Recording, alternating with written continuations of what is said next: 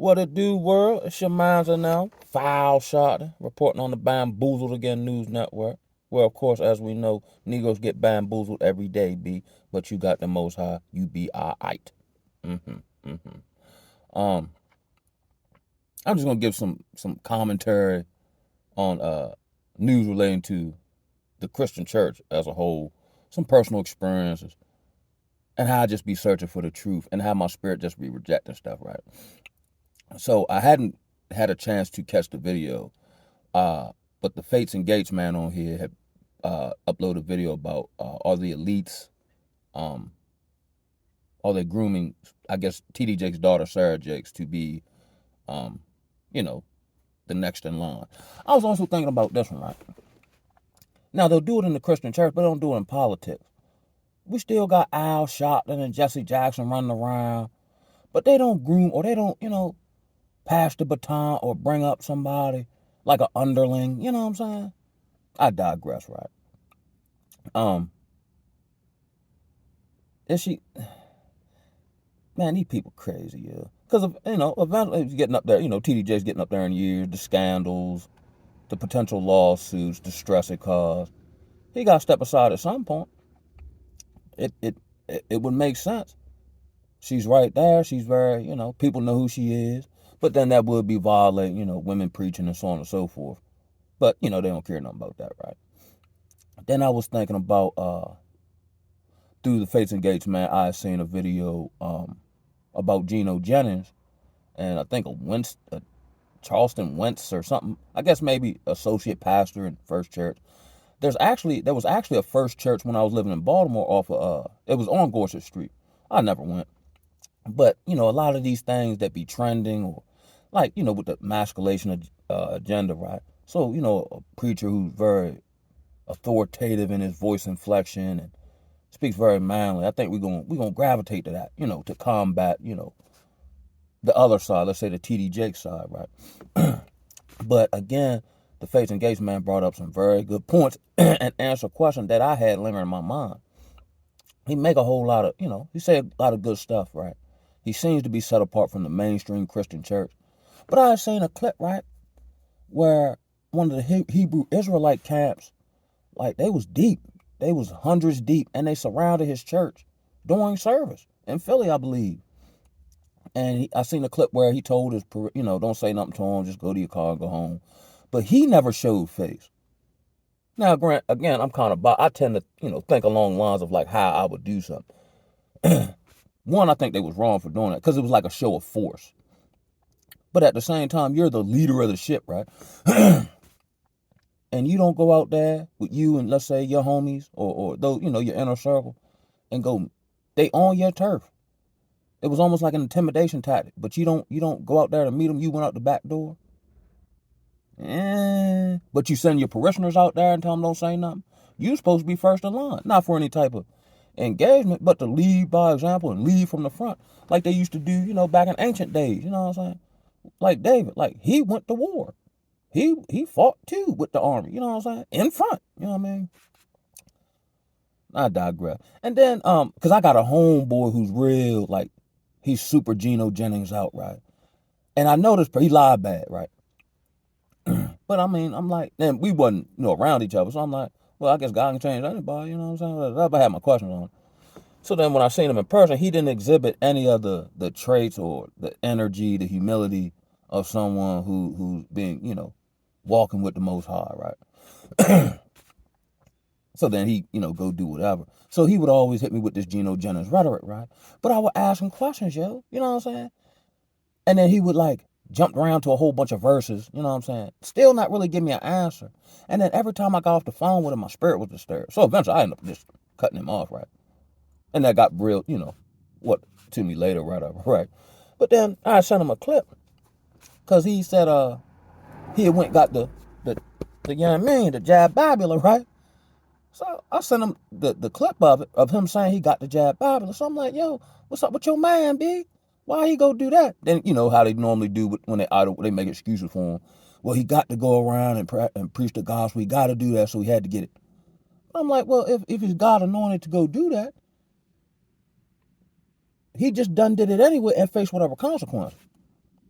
You know what I'm saying? And this is my issue, right? That Fates and Gates man helped, give me clarification on. Now I don't really hear a whole lot of people say apostle, right? So I'm like, oh, you the only one left, right? Let Geno Jennings tell it, right? But then the way the Fates and Gates man described, he was like, the apostles were marked for death. They lived, part of, the burden on them was being poorly clothed and hungry and thirsty and homeless and so on and so forth. He makes the articulation, and I haven't heard any valid counter argument, that apostles are no longer in existence today. You know what I'm saying? Um, but I was just wondering, like, who made you an apostle? And from what I understand, he's been preaching since he's been in his early 20s. Like, Yeshua had to wait till he was 30. Or, like the disciples, like, they were taught personally by him or a revelation of him. Like, where'd you get this authority from? Who gave it to you? You know what I'm saying? And then what happens as he gets up in age? Who's going to take over him? Because I didn't know this. Like, let's say I went to the first, I think it was the first church that was in Baltimore. There's not like a pastor there. It might be, but typically they just open up the doors and then they're like he's streamed in the church. He has full power and monopoly, which, whatever that is. But I guess the once man, I guess he decommissioned him, and then he's making arguments about I guess maybe how it's ran or whatever the case may be. Kind of similar to the Pastor Dow and Rufus situation. And I'm like, I just can't get with him, yeah. Because when I ask simple questions, I can't never get a valid answer. You know what I'm saying? And then what they'll hit you with is, don't question the man of God. But when I look at the scriptures, you don't fit the description of an apostle. And here's my thing, and I said this about the Nation of Islam after Malcolm died, yeah. So you talk tough and do all this here, but how come Babylon ain't trying to unalive you, yeah? How come you're never in threat of being thrown in jail for preaching the gospel or for getting so jiggy outside and you went got the vax? Like, bamboozled again, you know what I'm saying? Every day, big. And he makes good points. I just never got fully ingratiated into it. Just like Kevin Samuels. He's saying a lot of good points of, high value this or whatever. New talking points, I guess. But then he would slide in this condoning of tricking. Like, in my mind, what is the purpose of me doing all this work to achieve this financial status to then have the ability to pay for it? When I see Sam Sasha here ain't got no money and he get it for free. So why would I do this work just to get the ability to pay for the worst or the best of the worst harlots or the worst of the best? You know what I'm saying? That don't make no sense to me. Is that the reward? I get to give my money to harlots? Come on, cuz. And then I think when he had his situation in which he was, unalive through mysterious circumstances, he was probably, arguably, or allegedly with a prostitute. And we ain't seen nothing else from her. They probably lined that man up, yeah. Bad advice again. You know what I'm saying? Here's what I was thinking about too. And in relation to my last video, a few people, I ain't gonna say, it's in the comment, but I don't know if they want me to say that, but they were talking about how they've overcome addiction as of recently. And that chart, like, yeah. And I realized, yeah, we talk about the world and, narcissism and whatever the case may be. But the hardest battle is with your own flesh. The flesh, hell of a drug, B. That's the ultimate drug. You know what I'm saying? And not even just your flesh, but your own desires. You know what I'm saying? And what would be tricky about me is, to me, let me tell it, as far as I can understand, my desires are noble and honorable. They just might not be in God's will, or I might be trying to facilitate that through my own power. So I'm just at a point where I'm mindful of it. But I still kind of, I don't want to say do it, but it's still there though. You know what I'm saying? The proverbial thorn in my side. You know what I'm saying? I guess it's just part of the walk, man. That's why I've been going on this extended fast and the beetroot juice, trying to purge my flesh. Now, I don't do a whole bunch of stuff, but I'll be honest, I play with a whole bunch of stuff in my mind. 'Cause I got a vivid imagination. You know what I'm saying? I just got enough sense from experience and bump my head not to do it. But certain desires are still there. You know what I'm saying? Do they ever leave? You know what I'm saying? Or would I be thinking, I'll desire a thing in a distorted way because seemingly I can't fulfill it in the right way. You know what I'm saying? Like I have no desire to whoremonger, right? But I'll be honest. Let's say if I go to Walmart and there's yoga pants everywhere, I have some thoughts. I just don't approach or because I feel like I'm doing it with the wrong motive and intent. You know what I'm saying? So now I get all, inwardly riled, like, darn, she would chug or woo woo, or I can smell it off her, like, she filthy. I can just tell by her spirit, you know what I'm saying, and take my mind somewhere. But I don't actually attempt to facilitate that.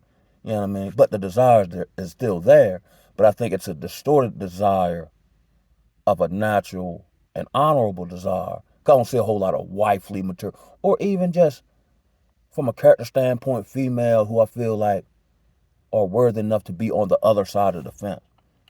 Even in just casual friendship or communication or anything along those lines. You know what I'm saying? That's why I have such a great desire to get out of Babylon. Because one, ain't nothing here for me. And two, it's not conducive to what, you know what I'm saying? Like I've struggled with smoking cigarettes because I feel, it's an excuse, right? It's a crutch, right? Keep it all the way funky, right? But I can justify it because I feel like I gotta be not on edge, but I gotta be on pissing at all times so it helped me relax. Cause actually, before I started smoking, like I'm actually like a high energy dude, and like I was talking about, it used to get me into trouble, cause I got all this energy. I'm going here, I'm going there. You know what I'm saying? So it kind of helped me wind back. You know what I'm saying? To a certain degree, but it's totally unhealthy, and it don't benefit me now. And I do a whole lot like calisthenics, and I'm probably not that I grade myself to other people, but I'm probably slightly above average. You know what I'm saying? But if I could fully break these jumps, I'd be like Ultimate Warrior. You know what I'm saying? So I'm embarking on that path now. At how they say in Chicago, on 4 grade. I think I better let it go. You know what I'm saying? I don't need no more crutches. I don't need nothing. You know what I'm saying? Let me bear up under this suffering. I've did it in other areas. This probably the last one. You know what I'm saying? But those comments helped me, inspire me to tighten up on my backstroke. They say a righteous man falls 7 times, but he get back up. And I've tried, like, through my own. Like, what's crazy is, let's say, hypothetically, if I was to get locked up, I'd lose all desire. But here's how, I guess, certain strongholds or spirits lie dormant. Because in previous seasons of life, I won't have no desire, I won't think about it, none of that. But then as soon as they pop the gate, I go straight to the gas station. And then it's so crazy, because it feels funny in my hand. And then if you don't smoke in a while, you ready to fall out. You know what I'm saying? Like, until I guess that thing relatches onto you, then it's back normalized or habitual, or whatever the case may be. But it don't benefit me nothing. You know what I'm saying? Yeah, it's time. Yeah, it's sad. So I'm gonna keep y'all abreast of my journey on that. And I'm more. And I fast. I pray. I felt falling and whatever the case may be, right? But I can't shake, like, it's got to happen, and it don't. And I'm ready to be mentally strong, in this particular area, because I don't need it. I can just justify. That's where justifications come in and get real dangerous. You know what I'm saying? But then, keep on going. Next thing you know, I got some health issues. You know what I mean? Come on, cuz. You don't need that stuff, man. And you alright. You don't need to relax. You'll find something. You know what I'm saying? It's all constructed in my mind, yeah. The battle's in your mind, and your flesh hell of a drug, yeah.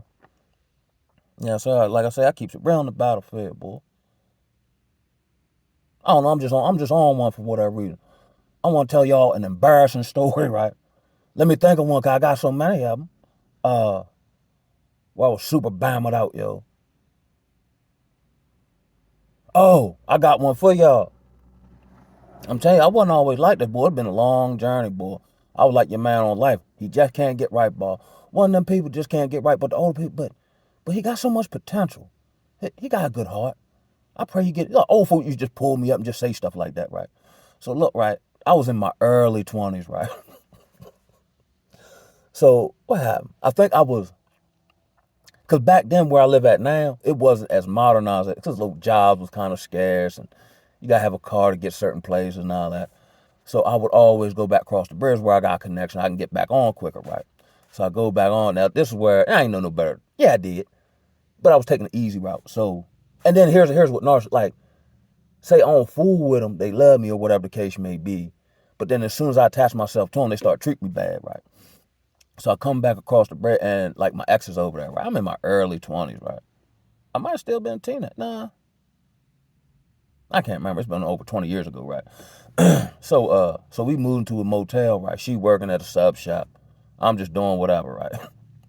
So at this time, I had a like a 7 year period off and on where I used to put coke in my weed, yo. Yeah, yeah. I was like Tyrone Benham, yo. I told you I got a real Negro story, yo.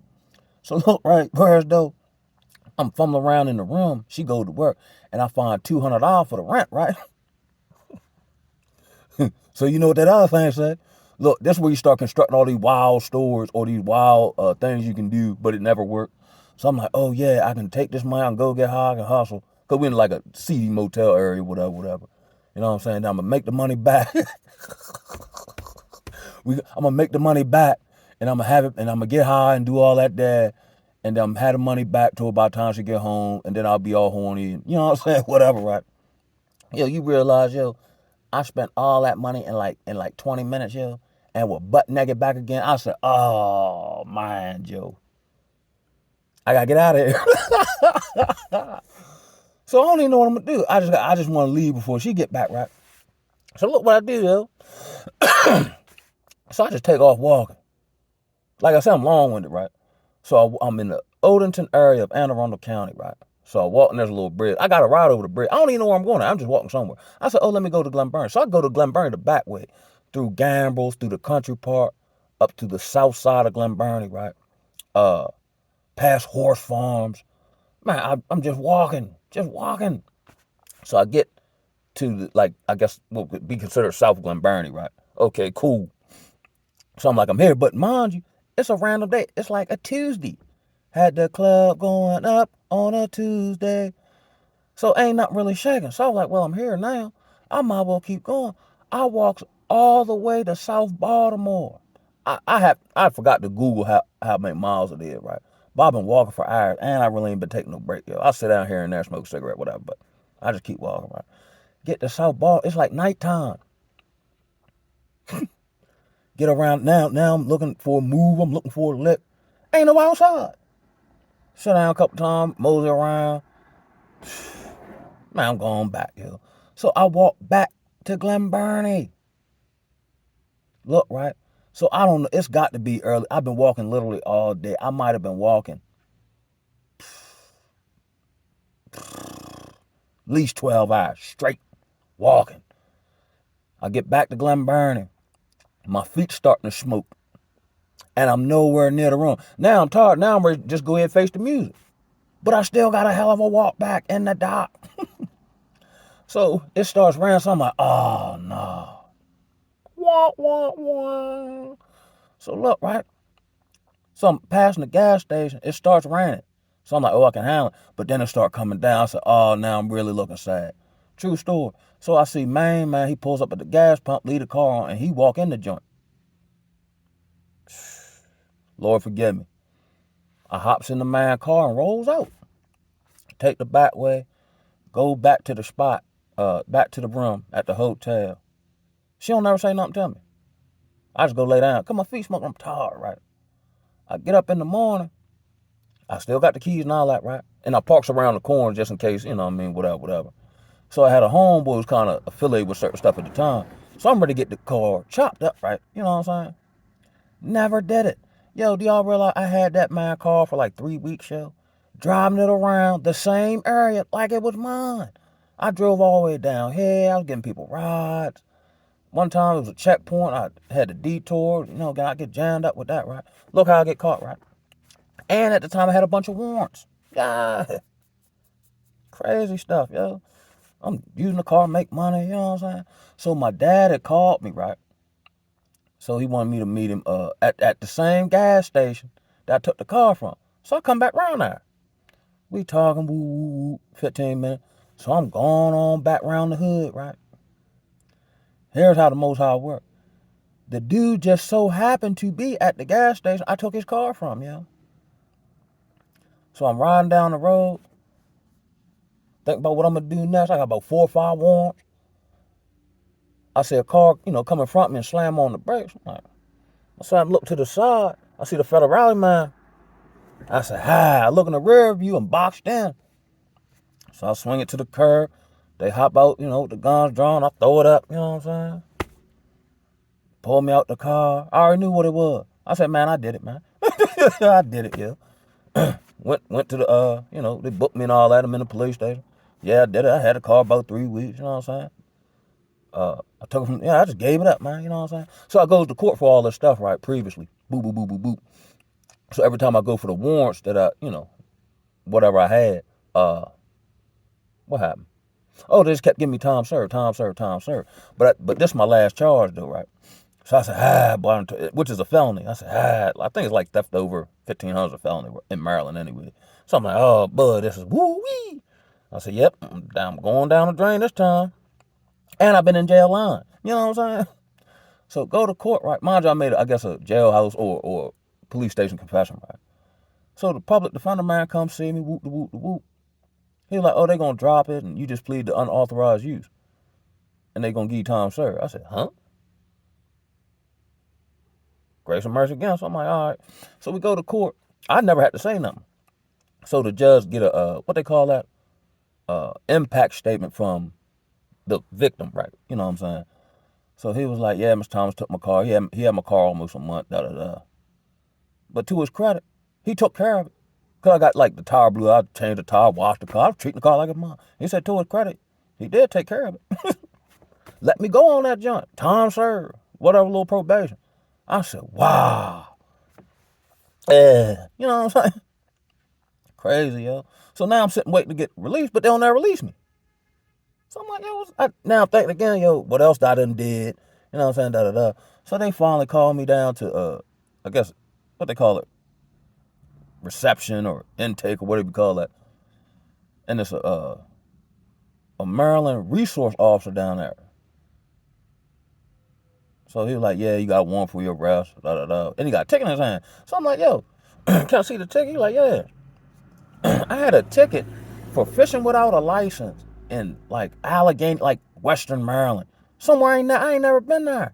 So I'm explaining to him like, yo, I ain't even never been to Allegheny County. Let alone, and then I'm looking at the name, it was my name, first name, last name, different middle name, and whatever ticket or description of mine was like 6'2", 240. Back then I looked like Allen Iverson. I'm like 6 foot, $160. I'm like, yo, this ain't me, yo. And that's not my social security number, and that's not my signature. And the jail got, records of your signature, social security. He read it, so he like, darn, that says ain't right. So I guess he talked to his supervisor. He come back with just booking under a alias social security number. I said, yo, y'all already take me all the way to Allegheny County for fishing without a license warrant, which is $25? So somebody, I end up making bail or whatever. But that's just a wild story about, I don't even know why I told y'all that. Just to be honest and transparent. I don't care. And here's a trait. Once you heal, you can tell those shameful type stories, not glorifying it. And don't care what nobody think. Because you're well removed from the individual that used to be. And don't try this at home, kids. I was an untrained professional. And on that note, I'm going to holler at y'all.